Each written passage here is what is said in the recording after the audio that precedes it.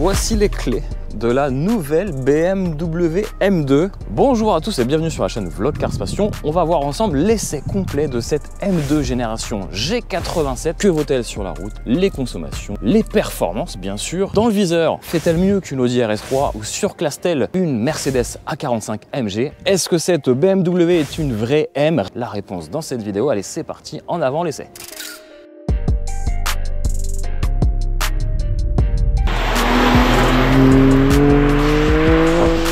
Allez, ce que je vous propose, c'est de prendre le volant. Allez, je mets le mode M2, hop. Allez, on va se faire une petite accélération, vous êtes parti.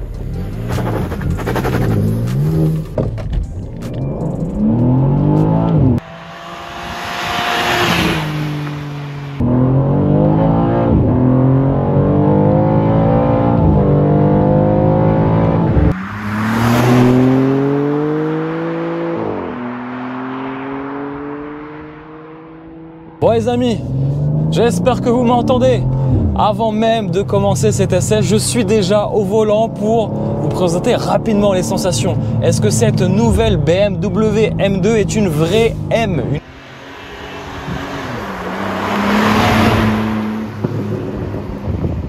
Et oui, cette BMW M2 reprend le châssis de la M4, le moteur, les trains roulants, bref, on pourrait presque qualifier cette M2 d'une M4 châssis court. Petite accélération encore, waouh, ça part du train arrière. Ah, puis ce moteur 6 cylindres en ligne de 460 chevaux est absolument incroyable. Alors attention quand même, elle peut se faire peur à bord, surtout l'arrière, regardez, ça part de l'arrière.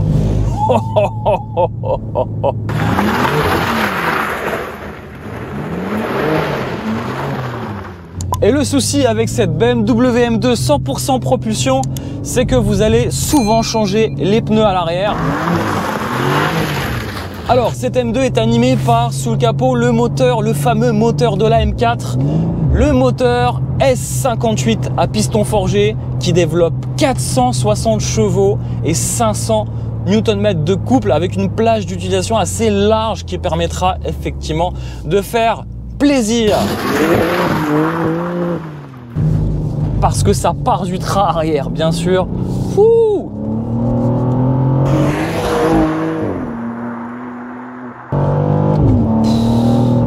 Oh là là là là là là, franchement, écoutez-moi cette sonorité. Moteur 6 cylindres S58, absolument incroyable. Il lui manque juste un bon échappement et le tout est vraiment parfait. Allez, c'est parti, on fait ensemble le tour du véhicule.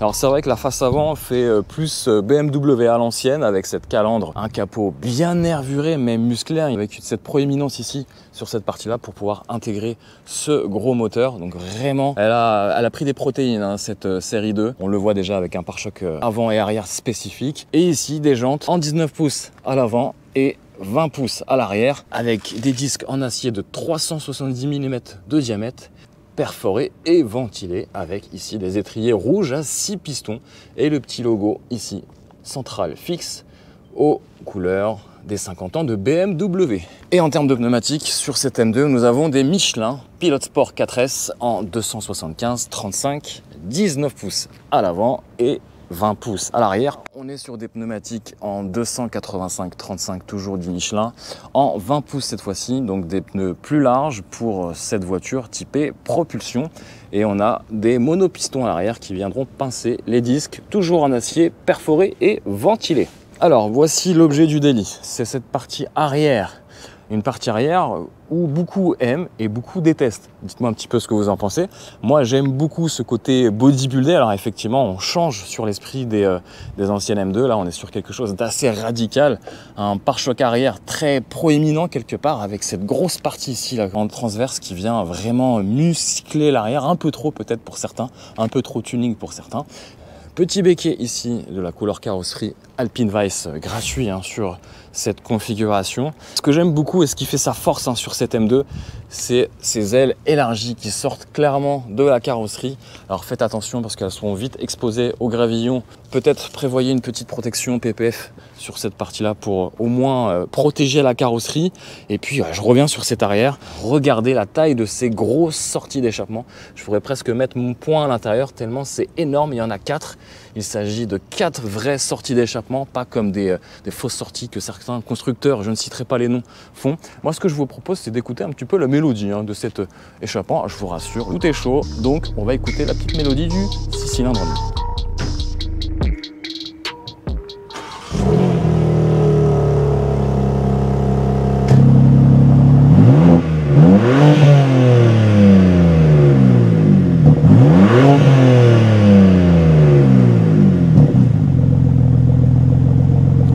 Déjà, je ne sais pas ce que vous en pensez, mais à l'arrêt, ça sonne plutôt bien. Hâte de voir un petit peu avec vous le comportement routier de cette M2. Et on continue le tour du propriétaire. Et autant vous dire que cette M2, avec son gros moteur 3 litres, risque d'avoir un petit peu soif assez souvent.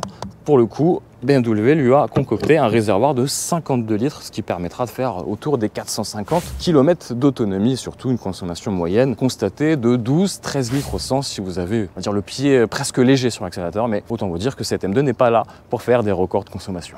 Alors en termes de catégorie, on est sur un coupé sportif, radical, 2 portes, 2+2 en termes de place à l'intérieur. On est quand même sur des mensurations qui ont bien grandi par rapport à l'ancienne génération des M2, puisque de largeur, elle fait désormais 1,88 m et de longueur 4,58 m. Autant vous dire qu'on est sur un beau bébé bien musclé, déjà une face avant qui contraste déjà avec les M3 et M4. Pourquoi BMW a voulu faire une face avant un peu plus conventionnelle quelque part, fini les gros naseaux comme les M3 ou les M4. Écoutez, est-ce que vous êtes pour ou contre? Ça fait un peu BMW à l'ancienne avec ces 2 petits haricots ici sur la face avant. On a aussi des feux full LED, on verra sur les options juste après. Vous avez une énorme entrée d'air qui permettra de refroidir la bête. On est quand même sur un moteur 6 cylindres en ligne 3 litres qui fait 460 chevaux. Malheureusement, pas de grille de protection pour les radiateurs, donc attention aux expositions, surtout sur circuit. Si vous faites des track day, tout ça, faites attention. Alors avant de vous parler des prix et des options, je vais quand même vous montrer l'intérieur, tradition oblige. On va voir ce que ça donne déjà. Alors poignée affleurante, et puis un intérieur assez austère, assez sobre. Un intérieur qui respire, certes, la qualité, mais la sportivité avant tout. On verra ce que ça vaut. Bon, on va parler de choses qui fâchent un peu, prix et options. Alors le prix en entrée de gamme sur cette M2, je dis entrée de gamme, voilà, entre guillemets, 81 100 € pour s'offrir ce joli modèle, sans option et sans malus. Il faudra rajouter à peu près 14 000, 15 000 € d'options pour avoir cette configuration. Et il faudra surtout s'acquitter de la taxe, le malus de 60 000 €. Et donc autant vous dire qu'une fois le malus payé, cette M2 franchit allègrement la barre des 100 000 €, puisqu'elle vaut 141 000 € sans option. Donc rajoutez 14 000 € d'options pour cette configuration et vous avez 155 000 €. C'est juste de l'aberration totale aujourd'hui sur les prix des véhicules.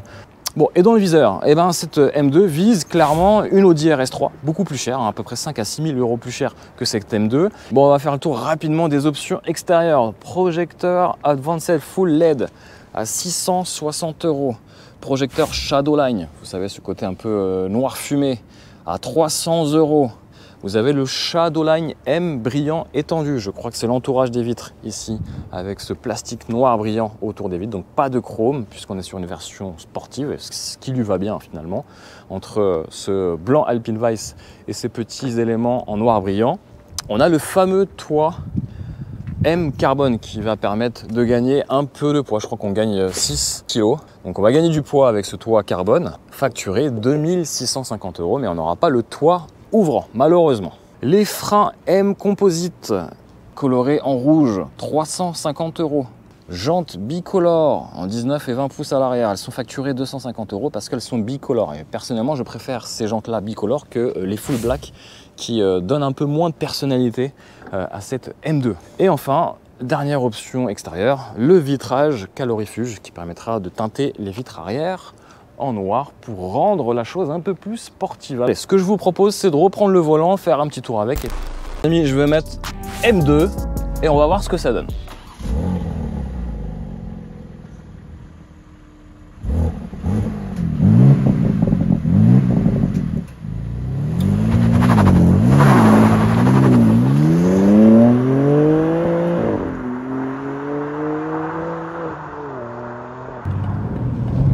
Ah ouais, ça dérape. Elle est amusante, hein. Bon, heureusement, il y a quand même les aides à la conduite parce que... 460 chevaux juste sur le train arrière, parce que je vous rappelle, pour les puristes, cette M2 est une pure propulsion, donc 100% du couple est à l'arrière, 550 Nm de couple à l'arrière. Autant vous dire que heureusement qu'on a le différentiel M Sport à l'arrière qui permet d'éviter de grosses glissades. Allez, je vous propose une petite accélération parce que je vous rappelle que les 100 km/h sont atteints en 4,1 secondes. C'est parti. Wow, ça glisse.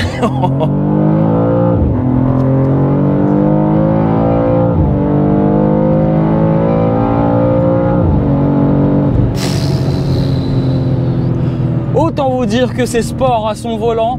J'ose un peu la voix parce que le moteur L6 il est enchanté hein, avec cette mélodie, surtout cette sonorité de l'échappement. Autant vous dire que ça accroche le bitume, mais il faut faire attention parce que dès que ça glisse, eh ben, le popotin a envie de se faire la malle. Hein.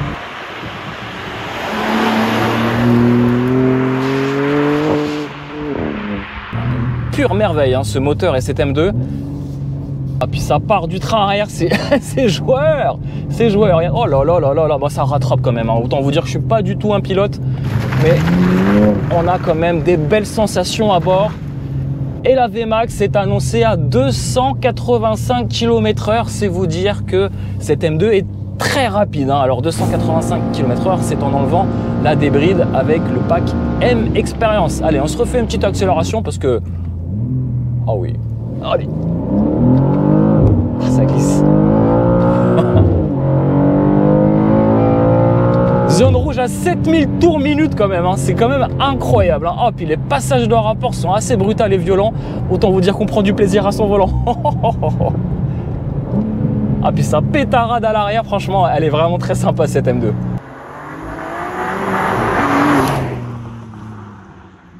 Tout ça pour vous dire que franchement cette M2 elle est vraiment grisante, on prend du plaisir, c'est la plus virile hein, de toutes les compacts sportives, c'est la plus virile. On a un train arrière qui cherche en permanence à se faire la malle, on est sur une pure propulsion 460 chevaux hein, qui veulent se faire la malle à l'arrière. Autant vous dire qu'il faut contenir la cavalerie et à son volant, regardez franchement c'est vraiment l'éclate, c'est du beurre.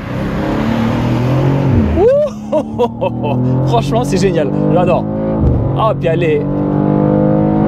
Et on ne ressent pas le poids. Ce qui est dingue avec cette voiture, c'est qu'on ne ressent absolument pas les 1800 kg de la bête. Elle est quand même lourde, il faut l'avouer. Alors, vous pouvez perdre 25 kg si vous prenez ou si vous optez pour la boîte manuelle à 6 rapports. Le toit en carbone, vous réduisez la masse. Et si vous prenez les sièges en coque carbone, vous réduisez encore un peu plus la masse. Mais autant vous dire que de base, la M2 est lourde. Et pourtant, grâce à la technologie et à la merveille qu'ont pu faire les ingénieurs de chez M Motorsport, vous avez une voiture qui détonne, qui est parfaitement bien réglée aux petits oignons. Et avec ça, on peut vraiment se faire plaisir avec les modes M1 et M2, mode personnalisable. C'est une vraie petite réussite, hein, cette M2.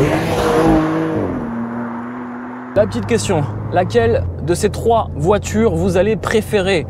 BMW M2, Mercedes A45 AMG ou l'Audi RS3? Bah, clairement, moi j'ai fait mon choix, c'est la M2. Je préfère largement la M2. On s'éclate beaucoup plus à son volant, c'est une voiture beaucoup plus virile, elle montre ses muscles et en plus de ça, vous avez une pure propulsion et en plus de ça, vous avez même le choix avec la boîte manuelle à 6 rapports. Autant vous dire que pour les plus puristes d'entre nous, la M2 est parfaite. Seul point noir, son poids et ses tarifs en hausse. Et encore, hein, je vous rappelle qu'en termes de prix, la RS3 est la plus chère des trois. 85 000 € pour la RS3, 79 000 € pour la 45 AMG. Malheureusement, c'est pas la plus performante des trois puisque c'est l'Audi RS3 avec son système Quattro qui gagne en termes de chrono puisqu'elle atteint les 100 km/h en 3,7 secondes les 100 km/h, donc soit à peu près une demi-seconde de mieux que cette M2. Alors, laquelle choisir? N'hésitez pas à donner vos avis et vos choix en bas dans les commentaires.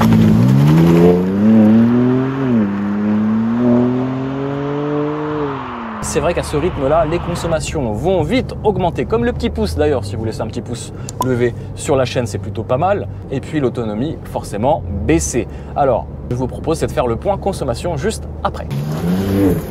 Sachez qu'il existe un article complet sur le blog Cars Passion. Comme d'habitude, n'hésitez pas à y faire un tour. Je vous ferai un point détaillé sur les consommations, l'autonomie, les performances, la comparaison aussi avec les autres de sa catégorie. On va commencer par les points positifs. Est-ce que c'est un point positif ou pas? C'est le look, le design. Est-ce que vous aimez le design de cette M2? Là, c'est vraiment un point très subjectif. Personnellement, je suis assez mitigé. J'aime beaucoup l'arrière, contrairement à beaucoup. Et l'avant, je trouve que ça manque un peu de muscle par rapport à une M3 ou à une M4. À titre de comparaison, elles ont un aso vraiment bien prononcé. Et personnellement, je me suis fait et j'aime beaucoup. Donc, j'aurais aimé avoir une M2 du même design, hein, de la même trempe avec une calandre vraiment bien affirmée. Les points positifs, ce sont les performances et le plaisir au volant en toute sécurité. Je dis bien en toute sécurité parce qu'aujourd'hui, on a toute la technologie d'aide à la conduite, etc., etc. Ça permet de rendre cette M2 au quotidien très agréable. Les points négatifs, c'est effectivement avec l'apport de technologie, un poids qui est vraiment qui a explosé. On a plus de 200 kg par rapport à l'ancienne génération, ce qui va avoir un impact sur les consommables, hein, surtout sur les pneus arrière. Donc, prévoyez un abonnement chez votre équipementier pneumatique parce que vous allez en consommer des pneus, surtout si vous avez une conduite assez musclée, hein, parce que c'est vrai qu'elle donne envie de taper dedans clairement cette M2. Et voyez un petit budget quand même consommation, entretien.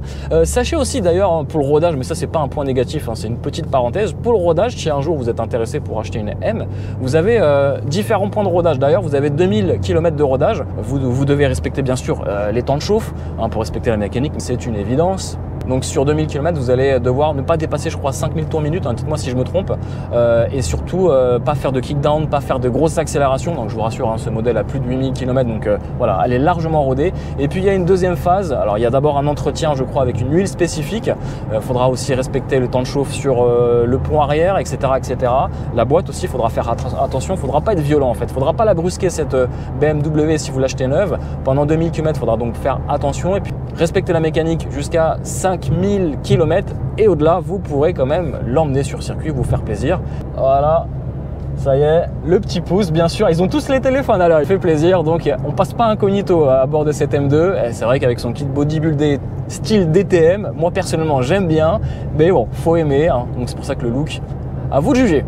En termes de points négatifs, je suis pas fan de ce volant un peu à l'ancienne, hein. J'ai hâte de voir les nouveaux volants sur la nouvelle M5.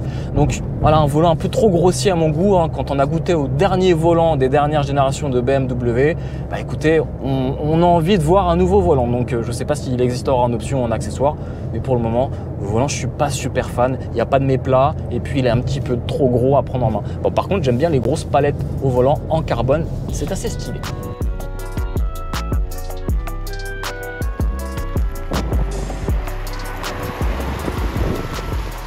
De série, hein, les sièges sont vraiment très confort, donc on peut vraiment faire des longs trajets à bord sans avoir mal au dos. Bon, un peu moins pour les passagers arrière qui vont peut-être un peu plus souffrir. Bon, les uniquement 2 passagers à l'arrière. Bon, le point négatif aussi, c'est que c'est vrai qu'en termes de finition, on est un cran en dessous d'une M4 ou d'une M3. Et puis en termes d'éclairage d'ambiance, honnêtement, il n'y a pas vraiment grand-chose. C'est un peu ça le point négatif, mais on est sur une voiture sportive. Est-ce bien nécessaire d'avoir un éclairage d'ambiance? Pas forcément. Je voulais vous demander votre avis. Si, admettons, demain, vous devez choisir, acheter cette BMW M2, vous la prenez avec une boîte mécanique, manuelle, à 6 rapports, ou vous prenez la boîte automatique M-Septronic à 8 rapports. Dites-moi un petit peu ce que vous préférez, sachant qu'attention, hein, que vous prenez la boîte auto ou la boîte manuelle, il n'y a pas de surcoût, c'est le même tarif. Donc ça, c'est plutôt une bonne nouvelle. Alors, plutôt boîte manuelle ou boîte auto? Dites-le moi en bas en commentaire.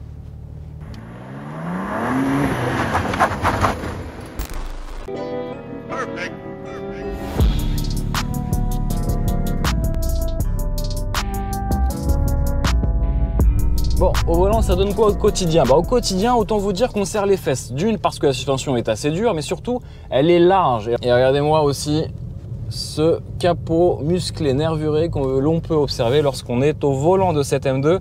Elle reste impressionnante à conduire, surtout en ville. Alors, c'est pas forcément un son terrain de jeu, la ville, pas du tout. Bon, rayon de braquage, 11,9 mètres, c'est plutôt pas mal pour une voiture compacte sportive. De quoi faire des créneaux. En plus, on a la caméra de recul, donc c'est plutôt pas mal. Mais bon, c'est pas ces critères-là qui vont vous faire acheter une M2. C'est plutôt ça.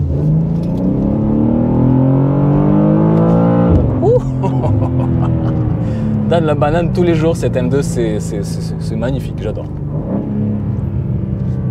Et en plus, ce qui est génial, alors là, je ne l'ai pas, mais la boîte manuelle, vous avez le petit talon poids automatique qui permettra de faire quelques sensations supplémentaires. Bref.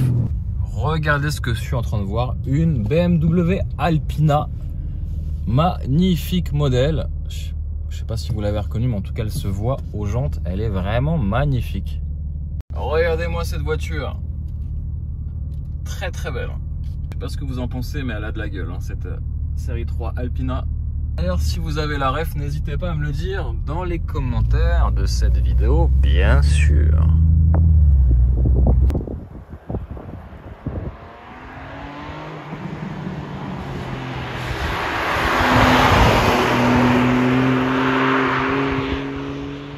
Il faut savoir que c'est un coupé, donc 2 places à l'avant et aussi 2 places à l'arrière, 2 dépannages. Allez, on voit ça tout de suite. Bon, autant vous dire déjà, pour accéder à l'arrière, il faudra rabattre le siège avant. Il s'avance électriquement, donc il faudra prendre son temps pour prendre place à l'arrière. À l'arrière, il y a uniquement 2 places. Je m'installe. Allez, on y va. Alors, il faut se contorsionner un petit peu. Et voilà, ça y est, je prends place. Alors on est quand même mieux installé que dans une Audi TT, mais c'est vrai que je touche la tête, donc c'est-à-dire qu'il ne faudra pas être grand. Des grands gabarits comme Teddy Riner, je pense que ça va être un peu compliqué d'être à l'arrière de cette M2. Je vais quand même rabattre le siège à l'avant, voilà. On va voir si j'ai de la place ou pas. Ah, ça touche, là je touche. Mais heureusement, BMW a eu l'ingénieuse idée de creuser les sièges sur les sièges avant. Heureusement, on n'a pas les sièges baquets. Je préfère ces sièges beaucoup plus confortables au quotidien que les sièges baquets à coque carbone. Alors, ils sont plus efficaces et un gros maintien, mais un petit peu plus compliqué pour les passagers à l'arrière. Bon, petit lot de consommation, c'est qu'à l'arrière, vous avez les ceintures motorsport en option, bien sûr, mais c'est quand même pas mal. Et puis, vous allez avoir une belle vue sur le poste de pilotage, puisque la meilleure des plages, je vous rappelle, elle est ici. Sur piqûre ici en bleu, pareil pour le passager de droite qui aura le droit à sa petite ceinture. On a aussi des panneaux de contre-porte quelque part travaillés dans la matière. On aime, on n'aime pas. On a les enceintes aussi haut-parleurs.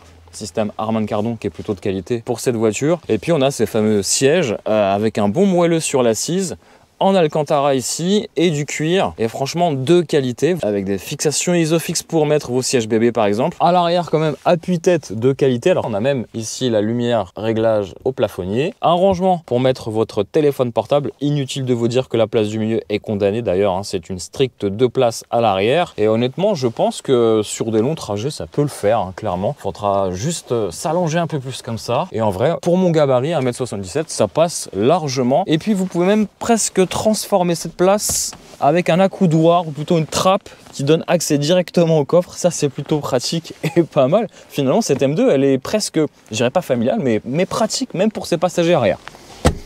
Bon, sinon, en termes de coffre, pareil, vous pourrez partir en vacances, même en week-end, sans problème pour charger les valises, puisqu'on a un joli coffre de 390 litres. Et il faudra bien accrocher la bagagerie pour éviter que ça se balade de droite à gauche, parce que je vous rappelle qu'on est sur un coupé sportif. Bon, malheureusement, la malle ne se ferme pas automatiquement. Ce que je vous propose, c'est de reprendre le volant à bord de cette M2.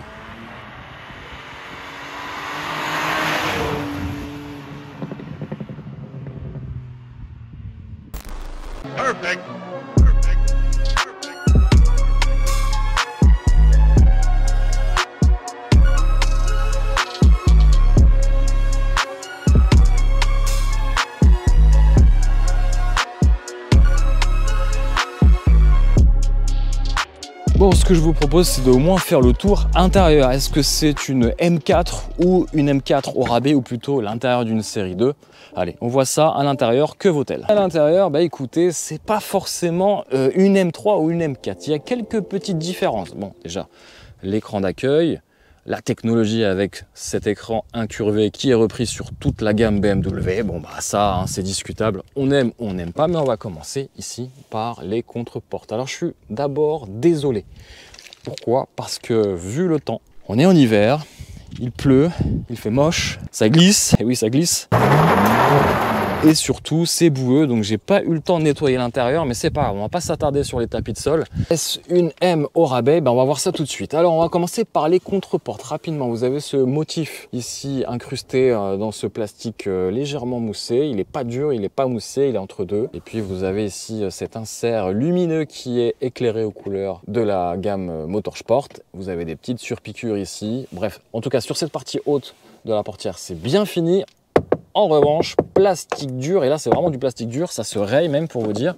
Et ça, c'est, je sais pas si vous trouvez ça normal les amis, mais en tout cas, voilà, il y a du plastique dur un peu partout sur les parties basses de l'habitacle sur cette M2. C'est un petit peu dommage pour une voiture qui dépasse avec le malus facilement la barre des 130 000 €. Moi, ce que vous en pensez? Bon, on continue le tour intérieur. Seuil de porte M2, je ne sais plus s'ils sont rétro-éclairés ou pas, j'ai un doute, je vous mettrai les inserts lorsque je ferai mes prises de vue la nuit. Et puis vous avez ici des sièges en cuir et alcantara sur la partie centrale qui sont vraiment très confortable et offre un bon maintien. Vous pouvez aussi choisir en option les sièges en coque carbone qui sont beaucoup plus inconfortables, mais par contre augmentent le maintien. C'est peut-être pas mal si vous voulez faire de la piste avec. On a ici gravé au fer rouge le logo M2, les petites surpiqûres qui vont bien avec, qui donnent ce côté un peu sportif. Moi j'aurais plutôt vu des surpiqûres rouges, mais écoutez, c'est comme ça. On a aussi la petite ceinture aux couleurs Motorsport en option, et puis vous avez le réglage électrique du siège. Voilà, donc une voiture au quotidien qui restera confortable. Alors confortable oui, seulement voilà, je viens de voir la liste des options à l'intérieur et sachez que ces sièges électriques sont en option à 1000 €. Vous avez aussi l'appui lombaire ajustable, je crois que c'est ce bouton là, à 260 €. Eh oui quand même, hein, il faudra rajouter quelques options aussi à l'intérieur pour satisfaire votre confort au quotidien et avoir quelques touches un peu de sportivité, parce que c'est vrai que de base elle est un petit peu fade cette M2 à l'intérieur. Allez, on se met à l'intérieur, hop. Bon, en tout cas, c'est bien isolé et on se sent bien à l'intérieur de cette M2. Alors, pour rendre un peu plus fun et sportif cet habitacle, cet intérieur, on va dire premium mais à la fois sportif, eh ben, on a rajouté un peu sur le catalogue des options du carbone. Ça vaut 1000 €. On en a un peu partout, mais ça, je vous le conseille. 1000 €. Vous en avez ici sur le tableau de bord, vous en avez ici sur cette partie centrale, autour du levier de vitesse et sur le volant un peu partout. Voilà, et même sur les palettes, c'est du carbone. Écoutez. On continue le tour des options payantes. Ce bouton qui permettra de chauffer votre volant, d'avoir les mains chaudes, hein, un volant bien épais, avec une jambe bien épaisse, avec une surpiqûre, je vous rassure, la surpiqûre aux couleurs Motorsport n'est pas en option, comme la boîte de vitesse, ce n'est pas une option, c'est compris de série. Pour les plus puristes d'entre vous, vous allez peut-être prendre la boîte manuelle à 6 vitesses, et pour ceux qui veulent plus de confort au quotidien, la boîte automatique M-Steptronic à 8 rapports, où vous pouvez régler l'intensité des passages de rapport. Ça c'est fort pratique, flagué du logo M. En termes de finition et de praticité, c'est vraiment pas mal parce que vous avez aussi cette petite molette très agréable à prendre en main qui permettra de naviguer correctement sur cet écran. Je ne vais pas vous refaire l'infodivertissement, c'est le même qu'une M3, c'est le même qu'une M4, c'est très bien, c'est fluide, on pourra avoir pas mal de modes personnalisables, on pourra aussi avoir les modes de conduite road, sport ou track, et vous pourrez même faire du drift avec l'analyseur de drift automatiquement intégré dans l'infodivertissement qui permettra de vous exercer à faire du drift avec cette M2 parce que c'est possible, et oui. Ensuite en option, on a l'accès confort à 560 €, le drive assist à 900 €, on a le park assist à 650 €, on a le système IFI Harman Kardon ici affiché à 660 €, on a le Personal eSIM à 350 € et le BMW Live Cockpit Navigation Pro à 1100 €. Autant vous dire que toutes ces options permettent de rendre à la fois efficace et technologique et polyvalente cette M2. Un éclairage aussi d'ambiance, on va dire assez minimaliste par rapport à une M3 ou une M4. Bon, écoutez, je ne sais pas ce que vous en pensez de cette BMW M2 sur cet intérieur. Est-ce que vous aimez ou pas? En tout cas, malheureusement, il faudra choisir quelques options pour rendre un peu plus fun cette M2. En termes de rangement, même si c'est pas son point fort, on a quand même des rangements un peu partout. On peut même ici charger son téléphone avec le chargeur induction. On a quand même des boutons physiques ici avec le réglage du volume sonore de la radio. Vous avez ici la possibilité de fermer ou d'ouvrir les clapets. Vous avez aussi le setup sur les modes de configuration M1 et M2. On peut le faire ensemble si vous voulez, mais c'est vraiment assez intéressant. On l'a déjà fait sur les M3 ou les M4. Voilà, vous pouvez tout configurer, le contrôle de traction, le M Sound System. C'est utile le Start and Stop sur une M2. À vous de choisir, en tout cas, vous pourrez le configurer dans ces modes de personnalisation. Je ne veux pas tous les faire. Vous avez les modes de conduite ici sur 3 niveaux. Vous avez bien sûr le démarrage du missile, le Start and Stop, ça vous l'avez vu, l'aide au parking. Et ici, vous pouvez désactiver les aides à la conduite et vous pouvez même activer l'analyse de drift.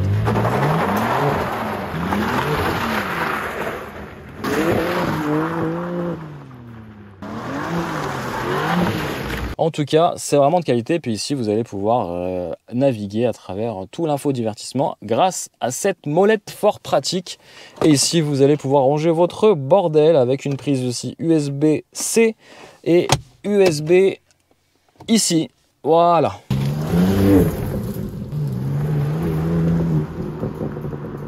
Bon, en termes de consommation au quotidien, qu'est-ce que ça donne cet M2? C'est un peu de tout, ça dépendra de votre pied. Hein, votre pied influencera sur les consommations et sur l'autonomie totale de cette voiture. Bon, il faut savoir qu'en conduite normale, entre guillemets, en respectant les limitations de vitesse, très important, et en ayant forcément le pied léger sur l'accélérateur, vous allez pouvoir atteindre facilement les 9 litres au 100. Donc, autant vous dire qu'elle est assez sobre, cette M2. Et puis, si vous avez le pied lourd sur l'accélérateur ou vous faites des prises de vue assez dynamiques, vous êtes autour des 17 litres au 100, voire plus si vous faites de la piste. En termes d'autonomie, vous allez pouvoir prétendre pas forcément parcourir et traverser la France avec un seul plein de 52 litres de carburant de samplon 98. Vous allez sûrement atteindre voilà, 500 km si vous n'êtes pas trop gourmand, et si vous êtes vraiment gourmand avec cette M2, vous allez plutôt atteindre les 400-380 km avec un seul plein. Voilà, vous savez tout sur les consommations et l'autonomie de cette M2. Bon les amis, on se fait une petite accélération, mode sport, mode M2. Vous êtes prêts? 1, 2, 3, oh, ça glisse.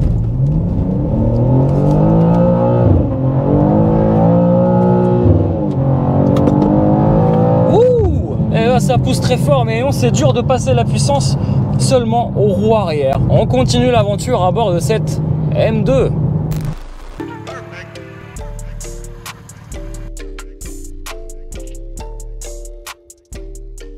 On regarde un petit coup d'œil sur la pression des pneus à l'arrière. 24 degrés, c'est vraiment pas beaucoup. Donc autant vous dire que par ce temps-là, on va glisser. On va ouvrir le capot moteur et voir la bête. C'est ce fameux moteur 6 cylindres en ligne. Alors il y a le cache moteur ici en plastique, un vrai moteur comme on les aime, une vraie M, cette M2, puisque ce moteur S58 de la BMW M3 et de la BMW M4. Je vous le rappelle qu'on a le même moteur qu'une M4, le même train roulant qu'une M4 et le même châssis qu'une M4. Elle n'a pas la longueur d'une M4 parce qu'elle fait à peu près 20 cm de moins. Je pourrais la qualifier d'une BMW M4 châssis court pour les plus puristes d'entre nous. Bon, châssis court, oui, M4 pas forcément puisqu'elle n'en a pas l'allure. Regardez, elle n'a pas ces gros naseaux comme sur une M3 ou une M4. Bref, fin de l'histoire. On ferme la parenthèse et on observe la bête. Un moteur qui n'a pas encore de système d'hybridation et il fait encore des miracles. En termes de puissance, ce moteur a été dégonflé de base sur la M4. On a 510 chevaux. Ici, on a 460 chevaux, donc 50 chevaux de moins et on pourra les atteindre à partir de 6250 tours minute. Il faut savoir que la zone rouge atteint facilement les 7000 voire 7500 tours minute. Imaginez pour passer la puissance et surtout le couple de 550 Nm uniquement ici sur le train arrière. Je vous rappelle que cette BMW M2 est une véritable propulsion, une véritable M comme on les aime. Et ce qui est intéressant, c'est que la plage d'utilisation sur ce couple moteur se situe entre 2650 tours et 5870 tours minute. C'est un peu moins qu'une BMW M340i. Petite dédicace à Joe qui a une M340i sur la deuxième phase où lui a un couple disponible dès 1800 tours. Autant vous dire que même une N340i peut vite rivaliser avec cette M2. Voilà, vous avez aussi un renfort châssis bien sûr sur cette série 2 coupé transformée en véritable fusée qui vous catapulte en 4,1 secondes pour atteindre les 100 km/h et une Vmax de 285 km/h en enlevant bien sûr la débride ou en cochant l'option Pack M Experience. Voilà tout. Alors il faut savoir que sur le circuit du Mans, dans la ligne droite des Hunaudières, on a pris 2,90. Alors c'était pas avec ce modèle là, mais on peut facilement dépasser les 285 km/h. On l'a vu de nos propres yeux. Est-il possible de reprogrammer et peut-être de revenir à la puissance d'origine de 510 chevaux? Alors j'ai envie de vous dire oui, parce que logiquement c'est le même moteur que la M4, donc forcément vous pouvez faire une carto et arriver à la puissance d'origine de ce moteur. Autre petite astuce, vous regardez le numéro de châssis pour savoir quel est le code moteur que vous avez. Et je crois que sur les 3 derniers chiffres, vous pouvez savoir quel est le code moteur. Ici, c'est le S58, mais il existe aussi le N58. Et puis sur les anciennes générations, le N55 et le S55, si j'ai bien retenu la leçon. Sous le capot moteur, on a quand même ici ces grosses admissions. Alors après, vous pouvez changer les admissions pour gagner en puissance. Je vous rappelle que c'est un moteur biturbo, donc autant vous dire que c'est assez simple de gagner des chevaux, beaucoup plus qu'un Atmo. Là, vous avez des renforts de châssis, des barres anti-rapprochement qui vont permettre de rigidifier la caisse. Et alors, petite technique qu'on m'a expliqué, regardez, ça ne bouge presque pas. C'est voilà, une voiture qui est radicalement collée au bitume avec des voies élargies. Autant vous dire que la voiture, elle bouge pratiquement pas d'un poil. Je suis curieux, je vais essayer de regarder avec vous en dessous du moteur. Est-ce qu'il y a un cache moteur? Alors, vous voyez mieux que moi je vois pas trop la caméra. Bon, attention si vous faites du circuit. Le radiateur est quand même assez exposé, c'est l'un des points négatifs sur cette M2. Voilà, vous savez tout sur ce moteur de cette BMW M2 G87. Alors, je trouve qu'un petit violine sur cette M2 lui ferait vraiment du bien. J'aurais gardé ces jantes-là en 20 pouces bicolore. Et puis regardez quand même ce design. Alors je trouve que le blanc la met pas forcément en valeur, elle met plutôt en valeur les éclaboussures et vraiment les morceaux de boue qu'on projette avec les roues arrière lorsque ça patine. Mais c'est vrai que le blanc, visuellement, ça la rend un peu presque fade. Je sais pas ce que vous en pensez. Voilà les amis, l'essai se termine. Et oui, il faut bien une fin. J'espère que vous avez apprécié cet essai à bord de cette BMW M2 G87, s'il vous plaît. N'hésitez pas à me dire un petit peu ce que vous pensez déjà de cette voiture. N'hésitez pas aussi à nous donner de la force. On a besoin de la force. Le petit pouce levé. Je sais, j'aime pas trop faire ça. Mais en tout cas, je vous remercie par avance si vous le faites déjà ou vous l'avez déjà fait. Et surtout, pour tous ceux qui découvrent la chaîne, qui ne sont pas encore abonnés à la chaîne, je vous invite quand même à vous abonner et à ne pas rater les prochaines vidéos. Des essais vidéo qui concerneront aussi bien des voitures sportives que des voitures de tous les jours et aussi des voitures électriques, des voitures hybrides, des diesels même encore. Ils existent encore, le diesel n'est pas mort. Voilà, j'espère que ça vous a plu. Je vous dis à très vite pour de nombreuses aventures en vidéo. Ciao, ciao!